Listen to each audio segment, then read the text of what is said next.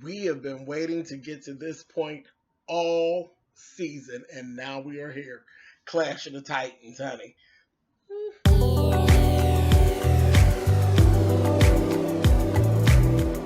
And I'm like, come on through, Cookie. I want to put my soapbox. That's basically it. Let's talk about drag and all its forms.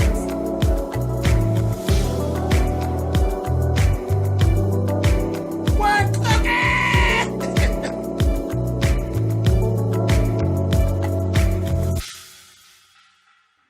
Thank you guys for clicking on the video. This is going to be, it's Greenleaf Season 1, Episode 13. Okay. Like I said, we've been waiting to get to this all season. So whatever. I'm gonna start. Let's just get to this. Okay. First part. Charity actually is basically telling folks that she was just stressed, and that's what the problem was. She hasn't come out and said anything, because I thought she was going to come out and tell everybody Kevin was gay, and I thought it was just going to be a big mess. But she didn't do that. She just ate it up. She is actually supposed to be on bed rest. So that's that. They're covering it up, but they're still not getting along. And then I actually looked up, and here Kevin's back to his old ways, his phone and his boys, honey. So I'm like, all right, I don't know what's going on with that. But then he ends up telling Charity something about some program that he wanted to look into that is dealing with people who are going through the same, some little revival or something. Child, I guess try to be delivered from his gay, honey. No, we not even going to get started on that, because I will end up on my goddamn soapbox, honey. And Charity gave him very much of exactly what it is, honey. You are what you are, and you can't change it. Now get on, honey. So that was basically that. And then she ends up telling them later on, we need to separate. I need some time to process what's all going on. And it'll be best for my babies. Child, long story short, this shit is over, sissy, and I'm done with you and your bullshit. So it'll be interesting to see what the escape plan is and how they're going to actually separate out. We'll see. I guess we'll see later on. Anyway, moving on. Mac and Bishop end up having this little argument. Bishop goes down to the jail. They're going back and forth. Mac is asking Bishop to stand up as a character witness for him, and so he could get out, saying that they would have a change. Excuse me, it's like 1:30 in the morning. I'm sorry, y'all. He's saying, if he has the right type of character witness, they, may let up off of him or whatever. He said, there's no way I'm going to disrespect my dead daughter by shining up and polishing up what you look like. I'm not going to do it. There's no way you go to hell. I said, oh, okay. So Mac is still going on this whatever this is that he supposedly has on the Bishop. Bishop was like, go to shit. Okay, so then there's this whole thing. Noah comes and tells Grace, he's like, Gigi, your granddad is out there. She goes out and sees him. He basically tells her flat out, y'all put my boy in jail, so now it's on you to take care of my ass. Grace goes, gets the money for him and all of that, smooths it over, goes back. She sees where he's living. She looks at his medication. She finds out he is dying. He doesn't have but so much time. He's dying. They didn't really say from what. I want to say that it seemed like it was something cancerous or something, is what it kind of seemed like. But he had like real heavy doses of medication to try to keep him, to control his pain. But it was kind of like a thing like there's no actual cure. She ended up going ahead and getting him put into a hospice and all of this later on. She ended up having a conversation with Mavis. She asked Mavis if she want to come with her to see him, because she didn't think he had much time left to put him in the hospice and all that. Mavis was like, absolutely not, and said this book on that story closed a long time ago. She don't want anything to do with him. And naturally, Lady May doesn't want anything to do with him. So that's basically what Gigi did. She took him and she put him into hospice. When she did that, they were talking, and he was saying, nobody cares about me. Maybe it's time that I just let it go. She said, well, Max seemed to care about you. And he said, no, he didn't care about me. That was hush money. She says, hush money for what? And he said, are you sure you really want to know? She says, yeah. She says, he said, do you remember when you were a little girl? And whatever the name of the church was, it burned down to the ground, and it actually had one of the caretakers were in the basement. He said, that was not an act of God. I said, child, it is too much. That Max hands is just as filthy, honey. He been fucking up and carrying on since he was young. Like, I mean, really, man? You done burned down the damn church? So, whatever that is, I guess we'll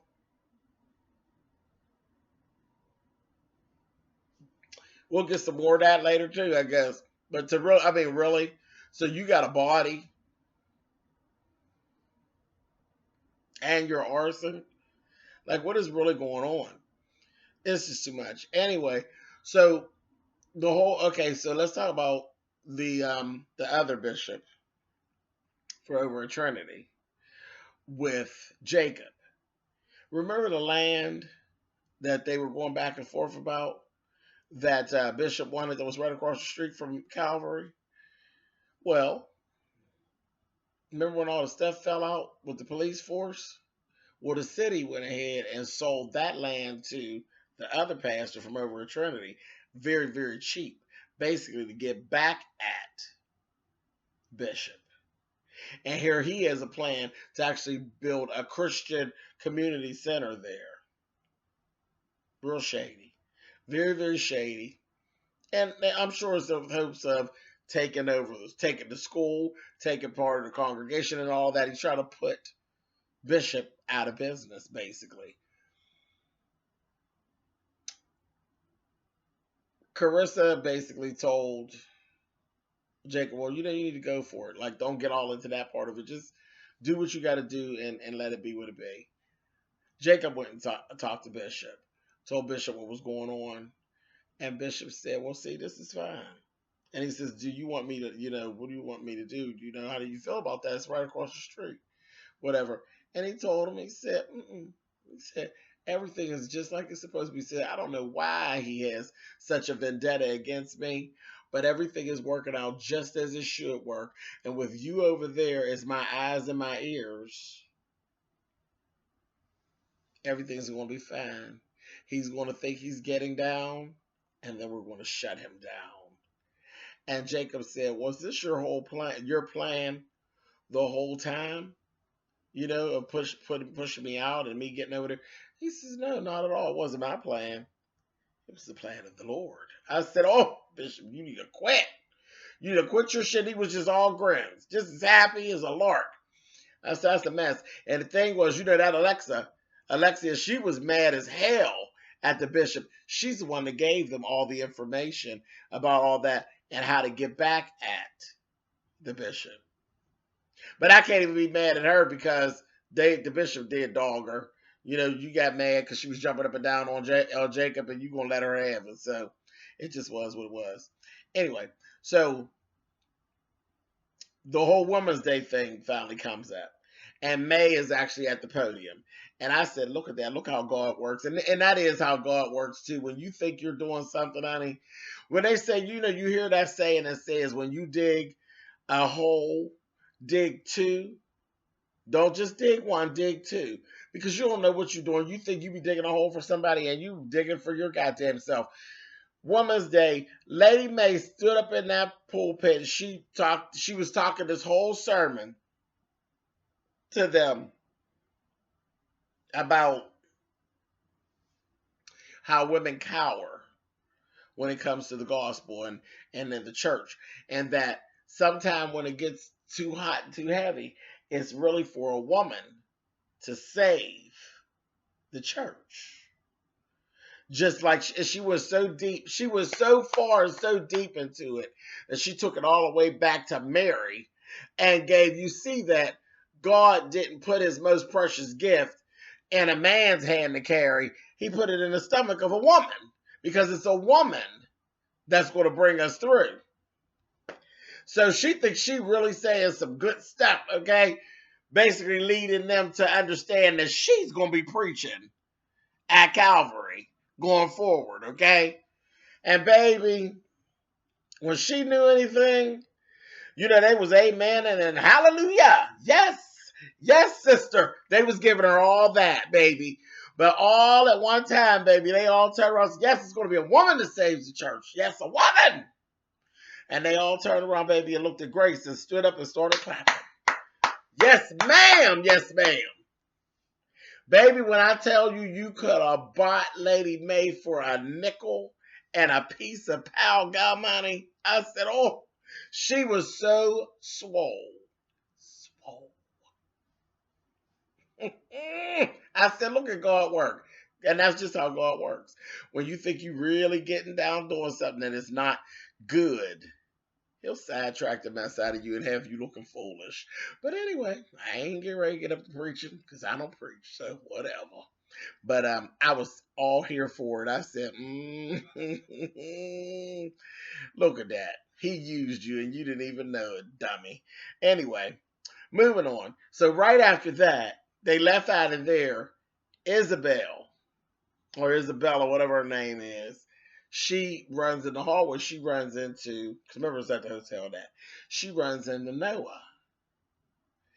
And Noah comes in with flowers and all that. And she says, all right, I got a room for us.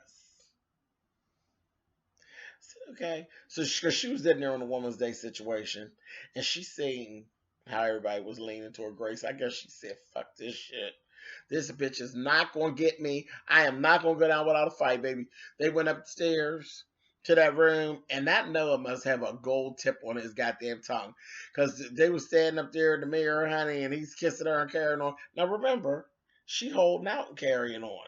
And, she'll suck him off and stuff like that. But I was sure she wasn't even going to do none of that since she got mad. Next thing I know, baby, he pushed her up against the mirror, honey, and up onto the dresser she went. And he dove right for her. He always dive right in to eat the box. After he eat the box, he always get what he want, honey. I said, he got a gold tip on his tongue or something, honey. Because he gave her box a couple licks, honey. He didn't stay down there long. And she let him stick it right on there. And I said, oh, wait a minute. Honey, he gave her just what she needed, honey, up on there. I guess she said, you might as well go ahead on and stick it at me, honey, because that motherfucking Gigi is not going to steal my man away, and I don't at least give up a goddamn fight. She giving up pussy, so am I. I said, well, all right, honey. These church folks is too much. So now, it's all going down at Calvary, honey. I said, okay. So that's going to be interesting to see how that all works out. Okay. Next, Bishop and Gigi had a little conversation. He confided and told Gigi he had Parkinson's, which is what we kind of figured. And he basically asked Gigi, do it for me. You need to go ahead and answer your calling. She's like, bring Jacob back, this, that, the other, because he was saying how, there's not going to be much time that I can continue preaching and this, that, the other. He's like, no, I need you to answer your calling and go ahead and preach. You're just like me. You're supposed to be preaching. I want you to preach. He said, and I believe that whatever is going on between you and your mother will actually mend itself if you step into your actual calling. It's going to mend itself. So I said, oh boy. So Gigi's like, okay, cool, whatever. She talked to Mavis. Mavis basically told her, I never wanted you to preach. Because said your dad is different than what he used to be. He didn't used to want to be this person in the church the bishop, he was good, and he wasn't sideways. And I don't want that for you. So it just was what it was. And like I said, she didn't want no involvement with the father at all.